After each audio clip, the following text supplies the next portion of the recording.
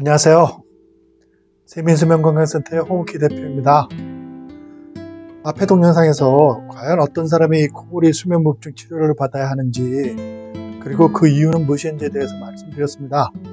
오늘은 그런 코골이 수면무호흡증을 치료하는 의학적인 방법에는 과연 어떤 것들이 있는지, 그리고 왜 양압기 치료가 다른 모든 치료법들에 우선해야 하는지에 대해서 논의드려 볼까 합니다. 한 가지 말씀드려야 할 것은 제가 의사가 아니기 때문에요. 여기에서 제가 말씀드리는 것은 어디까지나 일반적인 설명이라는 것입니다. 보다 자세하고 전문적인 이야기는 전문 의사분들의 그 목이라는 점에 유념해서 제 얘기를 들어주시기 바랍니다. 가장 먼저 코골이와 수면무호흡증은 왜 발생하는 것일까요? 이 점을 이해하기 위해서는 먼저 우리 몸의 구조에 대해서 조금 알아야 하겠습니다. 제가 여기 우리 얼굴에 그 단면도 모델을 갖고 나왔는데요. 모형을 갖고 나왔는데요. 제가 한번 설명을 해볼게요. 우리가 이제 코로 숨을 들이마시잖아요. 그러면 코 바로 뒤에 있는 비강을 이렇게 지나게 됩니다. 그래서 비강을 지나면서 공기 중에 습도와 그 온도를 조절하게 되고요. 그렇게 해서 이제 가습이 된 공기가 이렇게 우리 목을 타고 이렇게 내려가서 우리 목에서는 이제 목 밑으로 내려가면 기도라는 굵은 관을 지나게 되죠. 그리고 이제 허파로 들어가서 이제 그 공기 속에 들어있는 산소가 피 속으로 이제 이렇게 들어가게 되는 겁니다. 그렇게 되는데 주로 코골이는 이제 어떻게 발생하냐면요. 여기 그 수평으로 가다가 이렇게 수직으로 내려오는 이 부분을 우리가 인후 또는 인두라 그래요. 여기 한 10이 한 2cm 정도 되는 가는 관 모양인데 그 관을 통해서 이렇게 내려가는데 그 관이 좁아지면은 그러면 이제 코골이 수면무호흡증이 발생하는 거거든요. 우리가 이렇게 책상에 앉아서 이렇게 어디 기대고 이렇게 잠을 잔다고 할 때는 코를 별로 안 골아요. 왜냐면은 그 관이 이렇게 서 있으니까 공기가 이렇게 쉽게 드나들 수 있는 거죠. 근데 이제 누우면 이제 코를 골거든요. 누우면 어떻게 되냐면 이렇게 누우면은 그 관에 속에 들어있는 여러 가지 소기관들이 이렇게 밑으로 축축 처지게 됩니다. 그래서 그 관을 막는 거죠. 여기 이제 현대인은 이제 영양 상태가 좋으니까 이 인후 인두 안에 이제 지방이 이제 축적되거든요. 그러면 또 이제 공기가 지나가는 통로가 좁아지게 되죠. 그래서 그 통로가 이렇게 여러 가지 이유로 좁아지게 됨으로 해가지고 공기가 지나들기 힘들다. 그리고 공기가 지나가면서 거기에 있는 여러 그 목젖이라든지 이런 것을 건드려서 그렇게 해서 나는 소음이 바로 코골이고요. 코골이가 아주 심한 형태가 되면 어느 단계에 이르면은 여기가 공기가 완전히 차단되게 되겠죠. 그러면 수면무호흡이 되는 겁니다. 그래서 심한 코골이는 수면무호흡증 환자다 이렇게 얘기할 수 있는 거죠. 그래서 그게 이제 그 코골이 수면무호흡증이 발생하는 원인이고요. 그럼 이런 증상에 대해서 현대의학은 어떤 해결책을 내놓을까요? 현대의학에는 세 가지 방법이 있습니다. 바로 수술이 있고요. 두 번째는 구강내 삽입장치라고 해서 입속에 장치하는 그 간단한 기구가 있고요. 세 번째는 양압기를 사용하는 것입니다.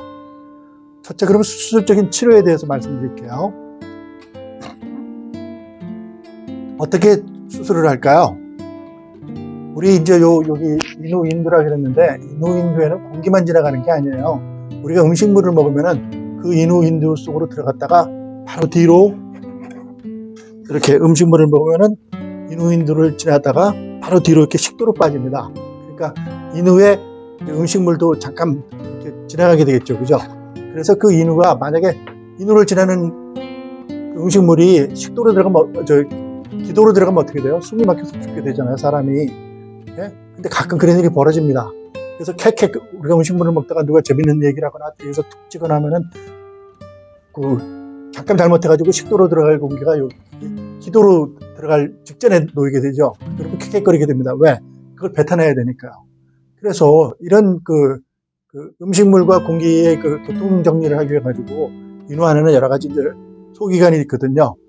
뭐 목젖이라든지 편도라든지 뭐 연구개 뭐 이런 것들이 그렇게 해서 인후에 이렇게 달려있는 그 소기관들인데 수술이라는 것은 바로 그런 소기관들을 잘라서 공기가 잘 지나가도록 그렇게 해주는 것이죠.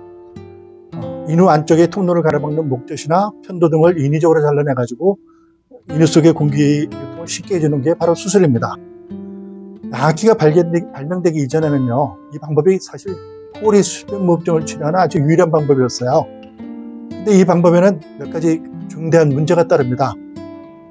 자, 첫째는 나이가 들으면은 그 인후 자체가 쭈그러들어가지고 좁아지거든요. 그랬을 때는 수술할 곳이 별로 없어요. 그래서 노인성 코골이는 마땅히 그 잘라낼 부위가 별로 없기 때문에 크게 그 수술 효과를 기대하기가 어렵고요. 또 수술 자체가 어렵습니다. 살을 잘라내야 되는 거잖아요. 그래서 이래저래 노인분이나 허약한 분들에게는 권하기가 어려운 방법입니다. 또 인후 속에 그 인후를 가로막는 그런 소기관들 중에 어느 한두 부위를 잘라낸다고 해가지고 코골이 수면무호흡증이 완전히 사라지는 것을 기대하는 게 사실은 그렇게 100% 기대를 하기가 어렵거든요. 그래서 수술 성공률이 크게 높지는 않습니다. 무엇보다도 그 잘라낸 부위는 또 이렇게 쉽게 재생이 돼요.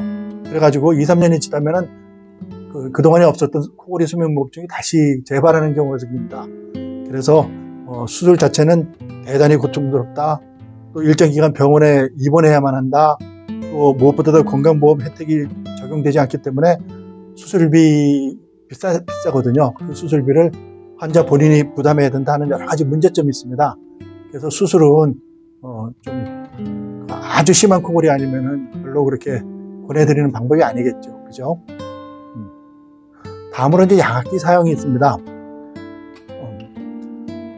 이 코골이 수술은요, 사실 지난 100여 년 동안 시행된 아주 전통적인 치료법이었지만 앞에서 말씀드린 여러 가지 문제점들로 인해 가지고 환자들한테 그렇게 환영받는 대안은 아니었어요. 그래도 코골이 수면무호흡증을 없앨 수 있는 거의 유일한 대안이기 때문에 그야말로 이 수면무호흡증 증세가 아주 심한 사람이 있거든요. 그런 사람들에게만 선별적으로 적용된 것이었죠. 그러다가 80년대에 들어가지고 처음으로 호주의 콜린 설리반이라는 의사가 한번 아이디어를 냈어요. 밤에 잠자는 사람한테 센 바람을 집어넣어주면은 이 인후가 이렇게 닫혀있던 인후가 이렇게 벌어져서 열리지 않을까. 그런 공기 유통이 쉽게 되니까 코골이 수면무호흡증이 사라질 것이다. 이런 생각을 했던 거죠. 그래서 한번 이제 시도를 해봤습니다. 이 사람이 제일 처음에 시도했던 거는 이런 거라 그래요. 진공청소기가 공기를 빨아들여서 내보내잖아요. 근데 이 진공청소기를 거꾸로 해가지고 공기가 빠져나오는 그 부분에 호스를 달아가지고 그 호스를 마스크를 통해서 그 마스크를 이렇게 달고 그 공기를 그 마스크에다 집어넣었다 그래요. 그러니까 공기가 이제 코 속으로 이렇게 들어갔겠죠. 그리고 신통하게도 그랬더니 환자가 아주 밤에 잠을 아주 편안히 잘 자는 거예요. 물론 코골이 수면무호흡증도 사라졌고요. 그래서 이렇게 하면 되겠구나 하는 방법을 찾아냈습니다. 그래서 1980년대 후반에 세계 최초로 양압기라는 새로운 의료기기가 탄생을 했고요. 이게 이제 국제 특허를 획득하게 되죠. 그래서 1990년대 들어서부터는 그야말로 전 세계적으로 널리 보급되게 됩니다. 그렇게 따지면 양압기의 역사는 겨우 30년 정도 된 거죠. 하지만 양압기는 그 21세기 들어서 전 세계적으로 표준적인 코골이 수면무호흡증의 치료법으로 인정받게 되었음에도 불구하고 한 가지 문제점이 있습니다. 무엇이냐면은 쓰기가 굉장히 힘들어요. 처음부터 이 기기가 전 세계적으로 보급된 그 초창기부터 사람들은 아주 양압기 사용이 굉장히 어렵다고 불평을 하기 시작했습니다. 왜냐하면은 한밤에 마스크를 이렇게 쓰고 자야 되잖아요. 이렇게요. 보시다시피. 그리고 그 속으로 이렇게 센 바람이 들어온단 말이죠. 여러분 생각하면 어떠세요? 좀 이렇게 좀 부담스럽겠죠. 그죠? 나는 고나게 자고 싶은데 센 바람이 코로 이렇게 계속 들어온다. 이게 좀 부담스러운데, 그래서 사용하기가 힘들다는 아주 좀 평판이 좀 나쁜 평판이 많이 떠돌았습니다. 그래서 지금도 선진국에서도 양압기를 이제 한번 구입해가지고 1년 이상 쓰는 환자들의 수가 대략 절반 정도밖에 안 된다 그래요. 나머지 사람들은 포기하는 거죠.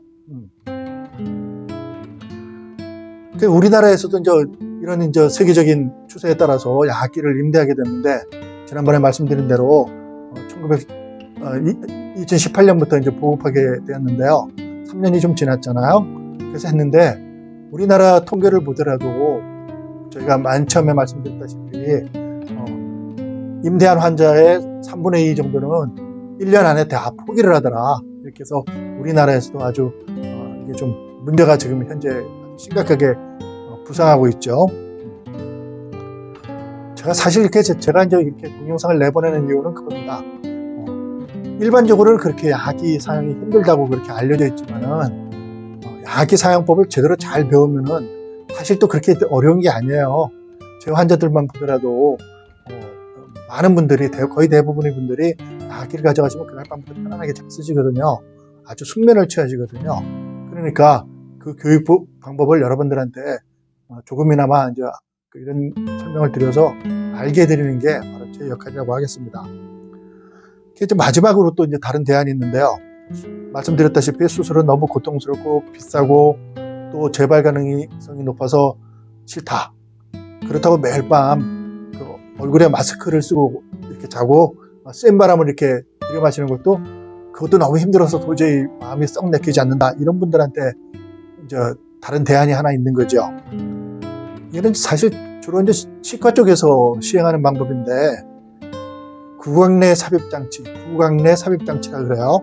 마치 틀니처럼 생겼습니다. 그거를 입속에 이렇게 끼고 자면은요, 턱이 이렇게 앞으로 이렇게 삐쳐나와요. 턱이 삐쳐나오고 덩달아서 혀도 이렇게 앞으로 좀 내밀어지죠. 그래가지고 이제 코골이 수면무호흡증이 발생하는 원인 중에 하나가 이 혀가요. 누워서 자면은 이게 안쪽으로 밀려 들어가서 인후를 좀 막는 그런 역할을 하거든요. 그래서 이제 코골이 수면무호흡이 생기는 사람한테는 그 혀를 앞으로 좀 잡아당기면은 그러면 아마도 인후가 좀 넓어져가지고 공기가 잘 드나들지 않겠어요? 그래서 이제 이런 구강내 삽입 장치가 말씀드린 대로 치과 쪽에서는 사용되고 있습니다. 이제 효과는 그렇게 혀가 밀려 들어가는 그런 분들한테는 물론 효과가 있어요. 근데 아까 말씀드린 대로 사실 여기 인후에 다른 여러 목젖이라든지 연구개라든지 편도라든지 이런 것들이 인후를 가로막게 되는 경우가 있거든요. 이런 경우에는 효과를 별로 기대하지 할 수가 없죠. 그러니까 선별적으로만 효과가 있다 이렇게 말씀드릴 수 있고요.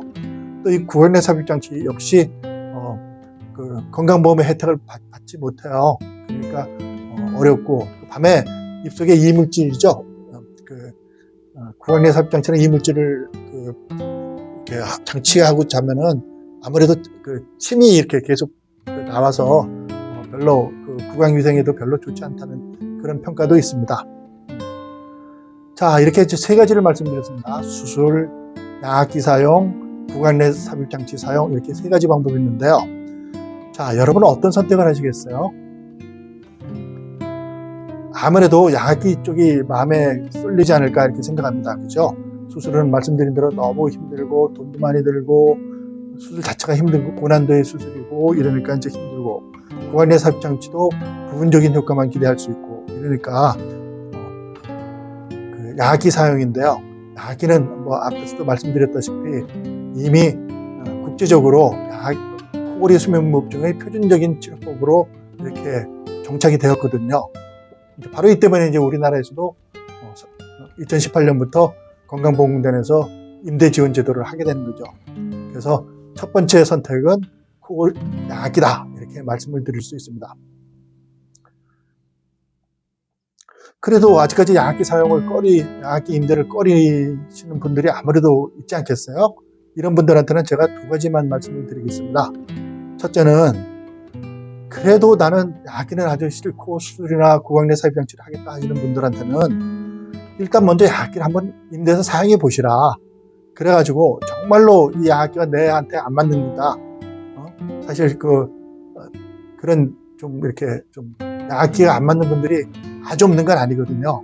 그래도 확실하게 내가 약기가 안 맞는다는 것을 체험을 하시고 난 다음에 다음 대안을 찾으시라는 거죠. 이게 표준적인 절차입니다. 국제적인 절차입니다.